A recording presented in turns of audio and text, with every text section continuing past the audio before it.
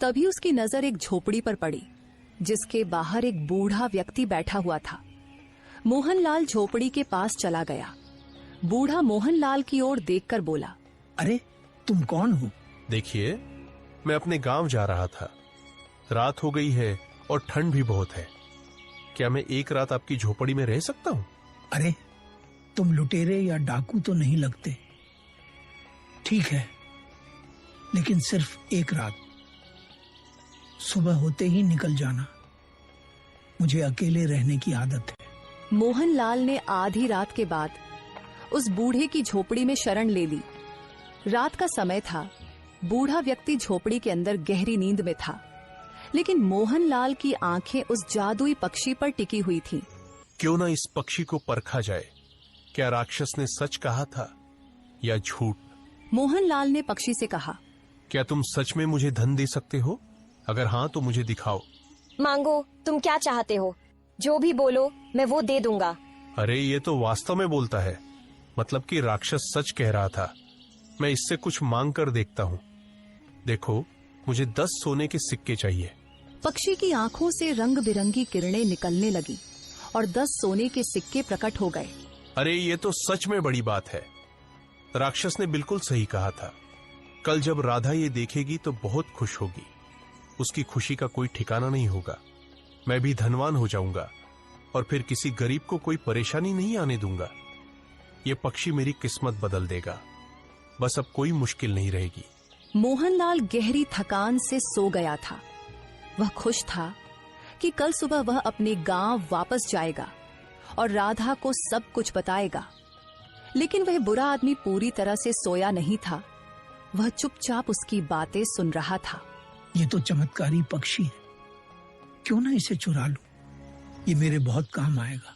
बुजुर्ग व्यक्ति ने झोपड़ी के पीछे पक्षी को एक टोकरी में छिपा दिया। सुबह जब मोहनलाल जागा, वह पक्षी को न पाकर बुजुर्ग व्यक्ति से बोला, अरे मेरा पक्षी कहाँ गया? तुम्हारा पक्षी तो उड़ गया। मोहनलाल को शक होने लगा। चुपचाप बताओ, मेरा पक्षी कहाँ है? अरे तो चला जा यहाँ से, मैं तुम्हें काट कर फेंक दूंगा। कोई पूछने भी नहीं आएगा। वह समझ गया था कि पक्षी बुजुर्ग आदमी के पास है, लेकिन मोहन बहुत कमजोर दिल का मालिक था। वह बुजुर्ग आदमी की बातें सुनकर डर गया और राक्षस के पास आ गया। ओ राक्षस, बाहर निकलो। मैं तुम्हें जिंदा नहीं छोड़ूंगा। बाहर निकलो, तुमने मुझे धोखा दिया है। राक्षस तुरंत तालाब से बाहर आकर बोला, अब बताओ क्या हुआ?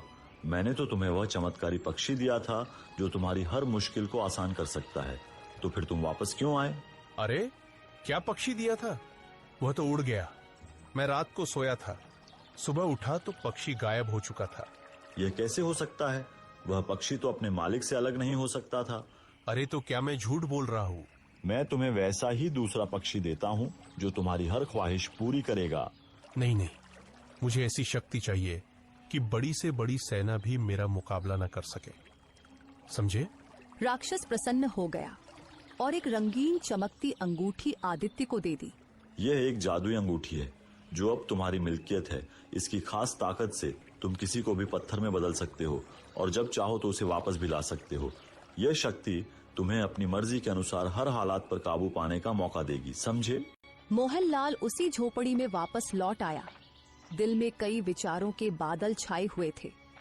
वह सोच रहा था कि क्या वास्तव में यह सब सच है? क्या यह अंगूठी सच में इतनी शक्तिशाली है?